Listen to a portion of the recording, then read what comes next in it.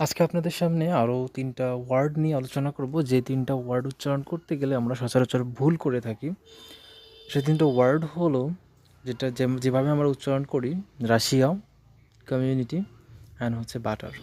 কিন্তু আসলে উচ্চারণটা রাশিয়া, কমিউনিটি আর বাটার হবে না, যার কারণে কিন্তু আমরা যারা নেটিভ ইংলিশ স্পিকার আছে তাদের কথাগুলো আমরা বুঝি না। যেমন আমরা উচ্চারণ করি বাংলাতে RUSSIA, রাশিয়া, কিন্তু আসলে এটা রাশিয়া নয়।